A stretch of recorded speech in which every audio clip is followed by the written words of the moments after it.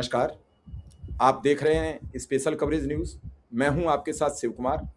मेरे साथ हैं पब्लिक इंडिया के संपादक वरिष्ठ पत्रकार आदरणीय आनंद वर्धन सर। स्वागत और अभिनंदन।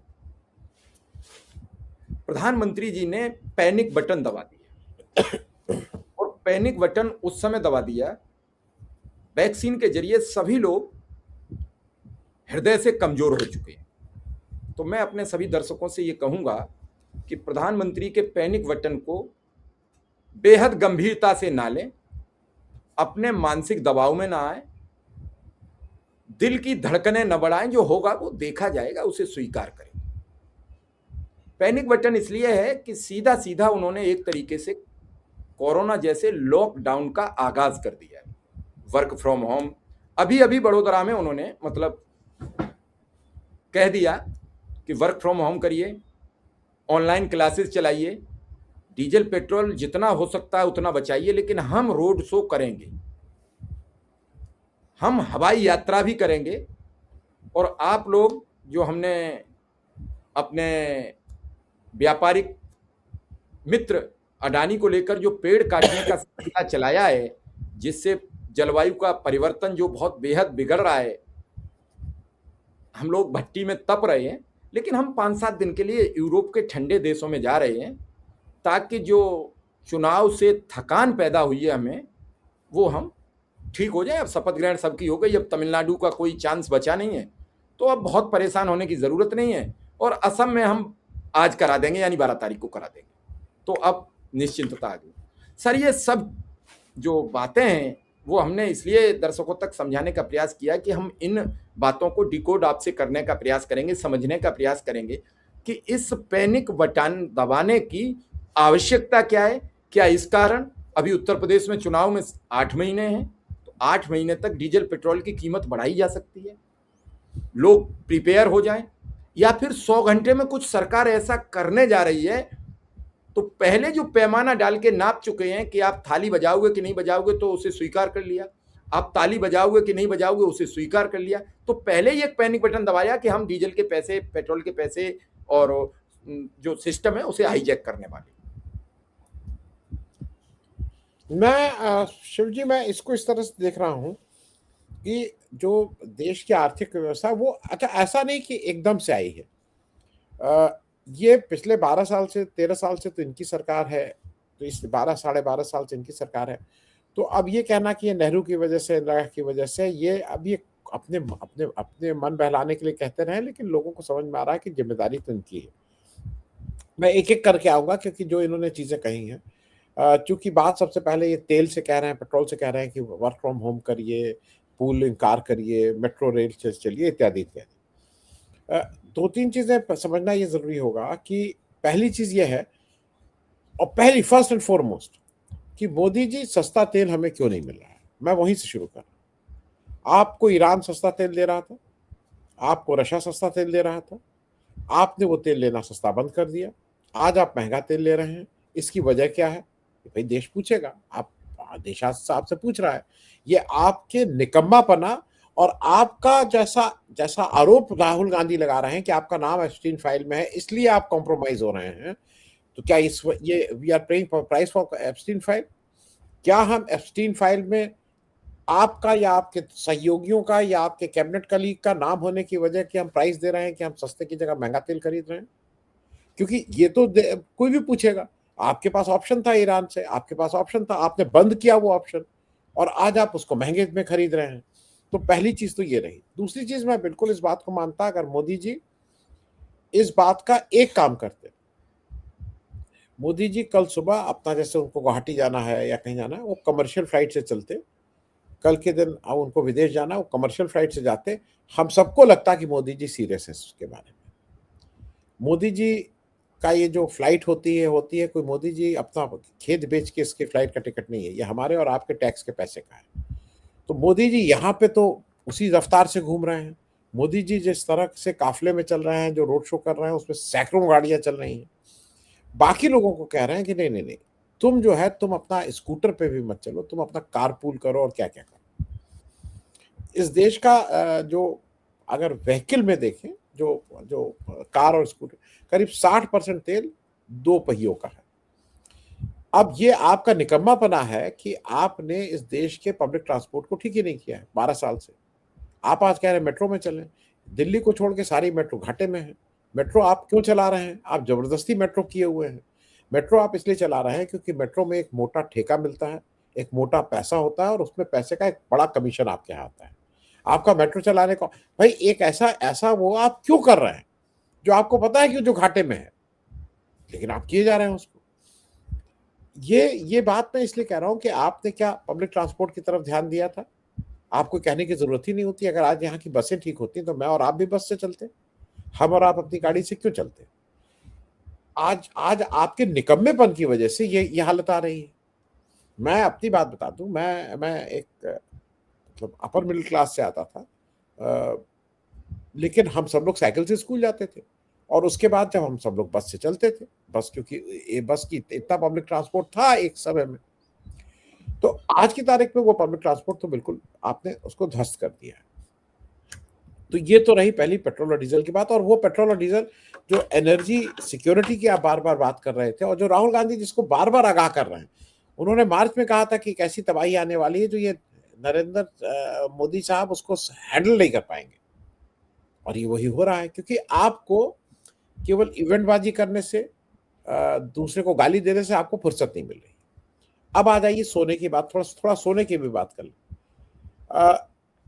मैं सोने की बात इसलिए कर रहा हूं कि ये वही मोदी जी हैं जिन्होंने कहा था कि ये विपक्ष वाले तुम्हारा मंगलसूत्र चुरा लेंगे। आज की तारीख में लड़की की शादी में आप मंगलसूत्र कौन चुरा रहा है? कौन ये हिदायत दे रहा है कि आप सोना मत दो?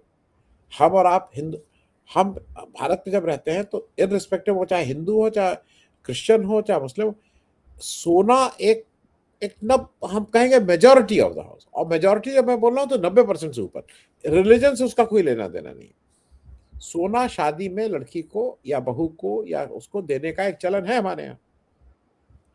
ये एक परंपरा है और स्त्री धन माना जाता है। उसको मैं उसके अभी डिटेल के पीछे नहीं जा रहा हूँ। हर एक को उम्मीद रहती कि ये सोना होगा घर में। अगर आप 3-4 भाई हैं या 3-4 बहनें हैं या वो हैं, वो इसी तरह से लड़की को आशीर्वाद दिया जाता है। ये होता है कि अपनी तरफ से लड़की के पास ये रहेगा और ये हम लोग ये मान के चलते हैं ये स्त्री धन है लड़की के। आप उस स्त्री धन को गायब कर दे रहे हैं। आप उस लड़की को उससे कर दे रहे हैं कि नहीं ये नहीं होगा। और किस लिए? क्योंकि आप निकम्मापन है। आप एक बार भी ये नहीं पूछ रहे हैं। देखिए इससे कुछ रिलेटेड चीजें हैं।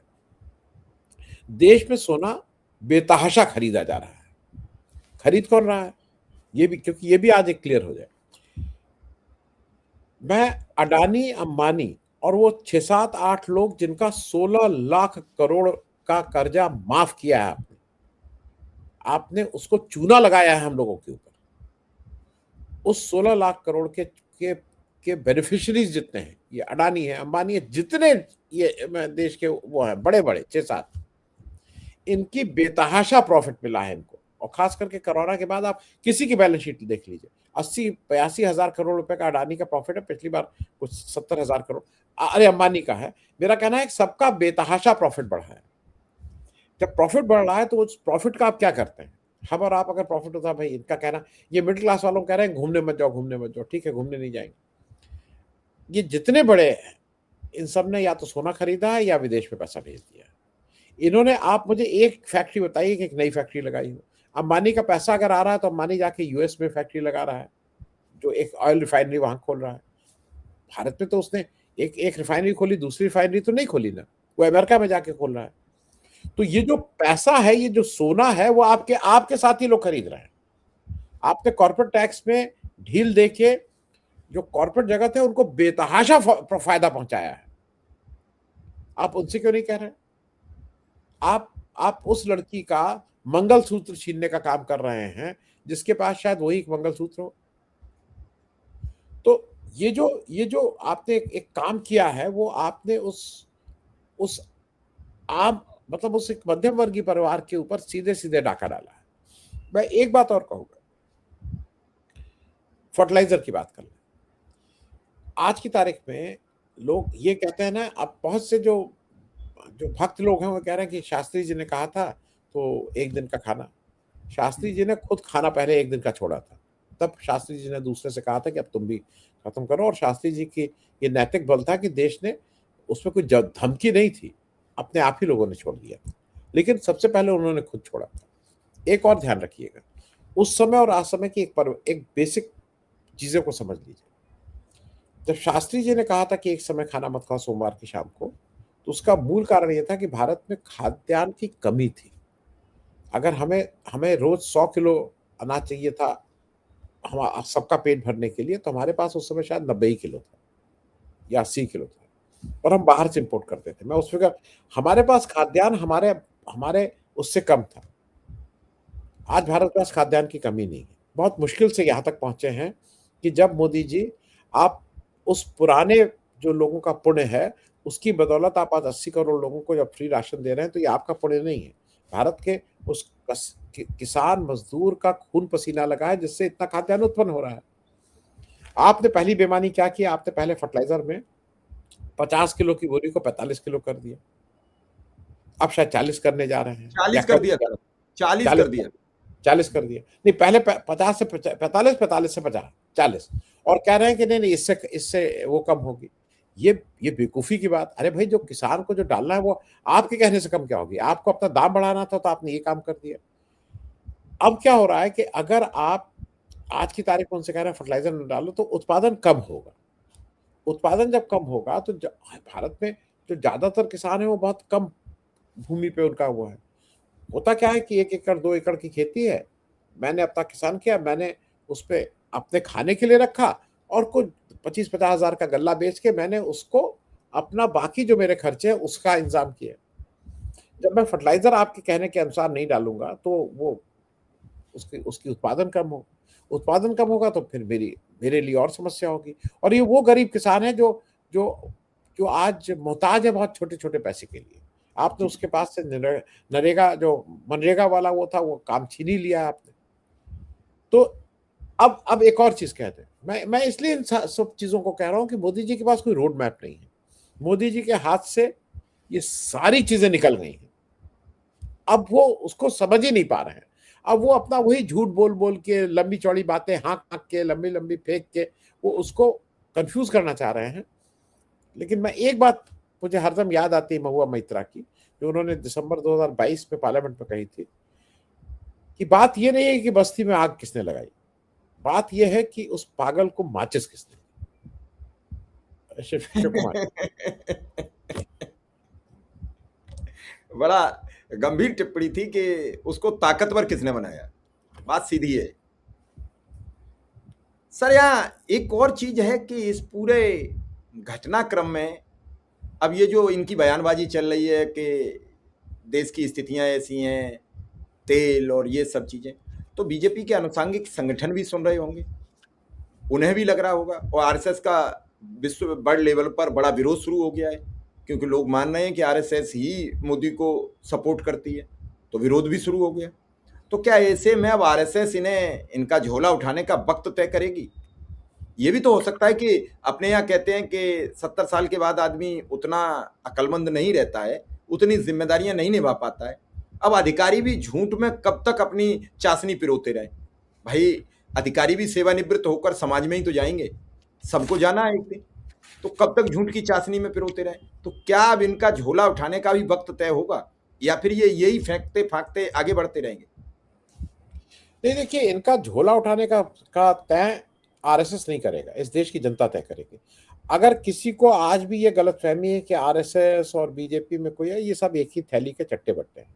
और ये सब बिल्कुल जैसे नाटक नहीं होता है रंगमंच में कि आज हम आपको डाँटेंगे, आप मुझे सुनिएगा, फिर कल आप मुझे डाँटिएगा, मैं आपको, ये सब एक-दूसरे के रंगमंच के सधे-सधाए कलाकारों की तरह ये काम करते हैं। किरदार अगर है। आप ये सब एक-दूसरे के नाटक है, ये मिली-जुली कुश्ती है भई, ये कहीं कोई इसमें अगर किसी को ये आज अगर आरएसएस का एक बड़ा प्रचारक जो राम माधव है, अगर उसको सतपाल मलिक ने कहा था कि वो फाइल बगल में अनिल अंबानी की दबा के 200-300 करोड़ रुपए के घूस की बात करने आया था, उसका मिडलमैन के तौर पे आया था, तो कौन-सा बीजेपी और कौन-सा आरएसएस?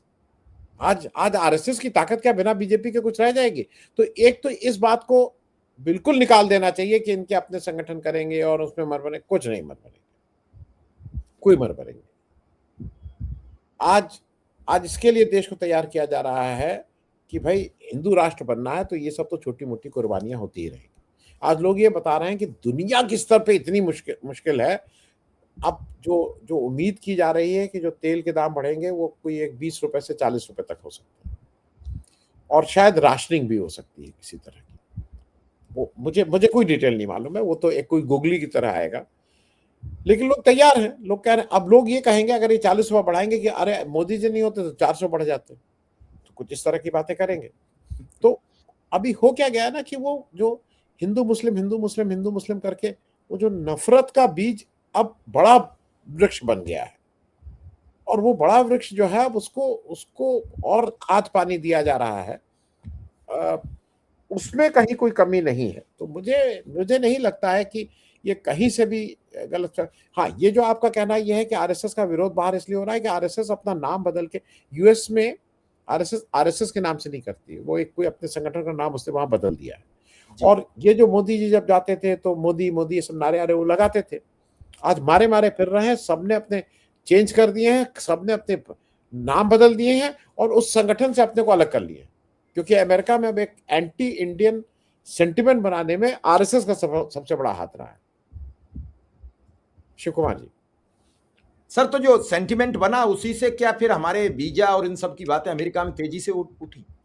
हमारा अवैध नागरिकता और ये सब जो अमेरिका को लगा होगा कि सेंटिमेंट हमारे विरोध में बन रहा है, तो क्या उसका असर पड़ा? जो हमारे लोग हथकड़ी लगाकर भेजे गए, प्रधानमंत्री जी कुछ बोलेंगे नहीं, चाहे कैसे भी भेज दो, ट्रंप का सामना करेंगे नहीं, ये सब चलता रहेगा। नहीं, शिव कुमार मिश्र जी, आपने जब हथकड़ी की बात कही तो वो स्पेसिफिक, क्योंकि मैं फर्स्ट हैंड इन्फॉर्मेशन आपको बता दूं। हम लोग अमेरिका गए थे, हम 10 पत्रकार लोग अमेरिका गए थे। हमें वहां पे रिपब्लिकन पार्टी के कुछ सीनियर लोग, उन्होंने कहा हम लोग आपसे अलग से मिलना चाहते हैं। अब बिल्कुल मिलिए। तो वो रिपब्लिकन पार्टी जो मतलब जिसको जो सपोर्ट करती है ट्रंप को, उसके लोग थे, और वो बिल्कुल अपना जैसे वो हमारे यहाँ की तरह के भक्त नहीं थे। वो अपना होमवर्क बिल्कुल ठीक था उनका। उनके पास आपके जो भी प्रश्न हो उसका एक माकूल जवाब था, जो जिसका जो एक लॉजिकल जवाब था। तो जो आप बात कह रहे हैं वो हमें भी बुरी लगी थी। हमने भाई जब उनसे बातचीत हुई तो हमने कहा नहीं, वो बारीक सारी बातें तो ठीक है, लेकिन मुझे एक ये चीज बताइए कि जो यहाँ के लोगों को, ये भी बिल्कुल ठीक है कि अगर कोई वहां इलीगली आया तो उसको बिल्कुल वापस भेज देना चाहिए। इसमें कहीं कोई, भाई उस देश का, किसी देश का ये कानून है कि आप इलीगली आए तो आपको वापस भेजा जाए, रिपोर्ट किया जाए। तो आपने भारत के लोगों को जब रिपोर्ट किया तो ये मैंने उनसे पूछा कि आपने उनको इस तरह से उन्होंने कहा साहब देखिए ऐसा है, दो चीजें, उनको वापस करना था। हमारे यहाँ तो हथकड़ी पीछे हाथ करके लगाई जाती है, उनको तो आगे ही करा दी गई, ये गनीमत है। तो फिर ये कहा गया कि उनको हथकड़ी को पहना के आपने, उन्होंने कहा आपका अकेली कंट्री थी, India is the only country. बाकी सारी कंट्रीज ने कहा कि ये जो हम रिपोर्ट जब आप कर रहे हैं तो अपने नागरिकों को हम अपना जहाज भेज रहे हैं, हम लेके वापस आएंगे। भारत ने इस तरह का कुछ नहीं किया। भाई गुजराती सेठ है, गुजराती सेठ को लगा कि फ्री में ही अगर चला आ रहे हैं तो हम चाहे वो हम अपना किराया भी बचा लें।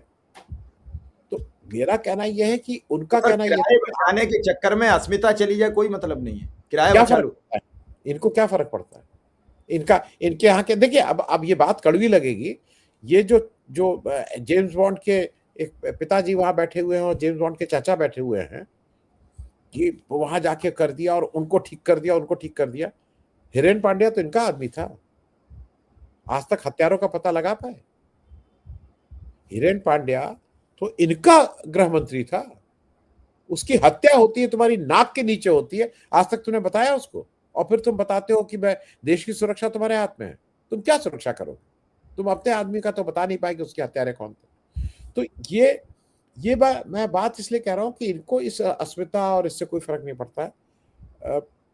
ये दुख की बात है कि जिस तरह से इनके लिए कैसे कंट्रोल करें, कैसे असल में क्या होता है ना, जो गिरोह हो जो भी हो, उसको हरदम डर ये लगा रहता है कि अगर हम हट गए तो हमारी पोल पट्टी खुल जाएगी। और इतनी पोल पट्टी खुलने की बात है, कब तक बचेंगे?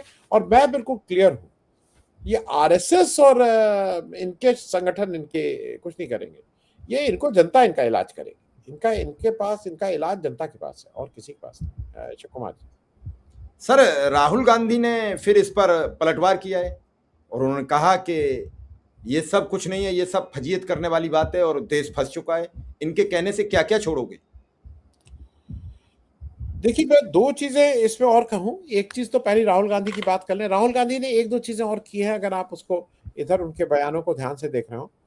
राहुल गांधी इस इलेक्शन से पहले तक ये बार बार कहते थे और उनका एक ये रहता था कि भाई विपक्ष को ऐसे करेंगे, विपक्ष ये करेगा, हम विपक्ष को करेंगे। राहुल गांधी ने जब गुड़गांव में उस दिन अपनी अपनी मीटिंग की, अगर याद करिए, तो राहुल गांधी अब ये उनका सुर ये कह रहा है कि कांग्रेस ही पार्टी बीजेपी को हरा सकती है, कांग्रेस ही पार्टी उनको वो करेगी। वो अब विपक्ष की बात नहीं कर रहे। उनको क्लियर हो गया है कि, और ये चीज ठीक भी है, क्योंकि अब ममता बनर्जी को भी इंडिया गठबंधन को बहुत ताकतवर बनाना है, उसी के लिए काम करना है। 2024 के इलेक्शन में तो उसको कितना कमजोर किया जाए उसमें काम कर रही थी। एक सीट नहीं दी थी उन्होंने। 42 में मैं ये मान सकता हूँ कांग्रेस को नहीं देती। मैं कोई कांग्रेस की तरफदारी नहीं कर रहा हूँ। कह देती कि हम एक सीट सीपीएम को दे रहे हैं। अच्छा, बहुत अखिलेश यादव ने यहाँ उनको एक सीट दी थी उत्तर प्रदेश में, कह देती चलिए सपा को एक हम सीट दे रहे हैं। कहीं तो ये लगता है ना कि आपने भी उस इंडिया गठबंधन के लिए आप भी खड़ी हुई है। वो तो आप खड़े नहीं थे। आज जब आप हार गई हैं, आपकी पिटाई हो गई है, तो अब आप कह रही नहीं इंडिया गठबंधन को वो करना है। मेरे हिसाब से एक चीज और है। देखिए, मैं इसका सोल्यूशन बहुत आसान है। देश फंस चुका है। जहां पे फॉरेन रिजर्व की बात हो रही है, सब क्यों हो रहा है? क्योंकि आज 95 रुपए का डॉलर हो गया है। तो आपका जो भी खरीद है डॉलर में हो रही है, तो आपका पैसा ज्यादा देना पड़ रहा है और आपका फॉरेन रिजर्व कम हो रहा है। एक काम कर दे, सिर्फ इसमें और कुछ नहीं, एक काम कर दे। मैं ये नहीं कह रहा हूं उससे सारी चीजें ठीक हो जाएंगी, उससे कुछ राहत मिल जाएगी। और राहत 1% हो सकती है, 2% हो सकती है, वो क्वांटिफाई किया जा सकता है। मैं वो व्यक्ति नहीं हूं जो उसको क्वांटिफाई कर पाए। आज की तारीख में, आज अभी से, और ये संभव है। और मैं क्यों ये कह रहा हूं कि किस चीज पे बैन लगाएं। नेपाल ने प्राइवेट कोचिंग पे बैन लगा दिया है। बालन शाह ने कहा कि कोई कोचिंग वोचिंग नाम की कोई चीज नहीं, स्कूल में पढ़ो, स्कूल में पढ़ने की चीज, कोचिंग किस बात की। नेपाल में एक यंग लड़के ने कोचिंग में बैन लगा दिया, बैन लग गया। भारत में आज अगर ये इनमें ईमानदारी है, और जरा से भी ईमानदारी है, सिर्फ ये काम कर दें, आईपीएल पे बैन कर दें आज से। आईपीएल इस देश में दुराचार, व्यभिचार, भ्रष्टाचार, ड्रग, शराब, ब्लैक मनी, सबका एक बड़ा अड्डा है। आईपीएल आज बंद कर दीजिए। क्या जरूरत है आईपीएल? कौन सा आपको हो जाएगा? बंद कर दीजिए, किसी की तबीयत नहीं खराब होगी। आईपीएल बंद कर दीजिए। आपके बहुत से व्यभिचार, भ्रष्टाचार, दुराचार, ये जो ड्रग, ये जो इस तरह की बहुत सी चीजों को आप निजात पा लेंगे। नहीं तो इसका एक कंबाइंड सिंडिकेट बन गया है आईपीएल, इस तरह के कामों का, और सब उसमें कमा रहे हैं इररिस्पेक्टिव ऑफ पार्टी। सबको उसमें वो है। सारे जो गलत काम हो सकते हैं वो वहां होते हैं। आज बंद कर दीजिए, आपको उसी से फर्क पड़ जाएगा। शिव कुमार। नहीं, बिल्कुल सर, आपने कई चीज़ों को बड़ी महत्वपूर्ण तथ्य रखे हैं कि सरकार अगर इन सब चीज़ों को बड़ी गंभीरता से ले तो बहुत कुछ बदला जा सकता है। मन बदलने का हो, मन अच्छे कार्य करने का हो तो होता है। जब आपका एक ही उद्देश्य है, धर्म, समाज, संप्रदाय, हिंदू, मुसलमान, सिख, ईसाई, इन्हीं सब से जब आपकी दुकान चल रही है तो फिर आप जनता के विकास की बात नहीं करते। आपकी वो सारी बातें उस मूल भावना से अलग हो जाती हैं, जिस मूल भावना से हम संविधान, समाज और इन सब पर बात करते हैं। इससे पहले भी सरकारें थी, अटल बिहारी वाजपेयी की भी सरकार थी, लेकिन उनकी सोच इस तरीके की नहीं थी जितनी आज है। और उस समय लोगों ने सरकार बदलनी चाहिए तो बदल गई।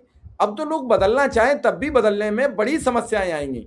जिस तरीके से हमारी न्यायपालिका, जिस तरीके से हमारी कार्यपालिका पूरी तरीके से सरकार के अंडर कस्टडी में चली गई है।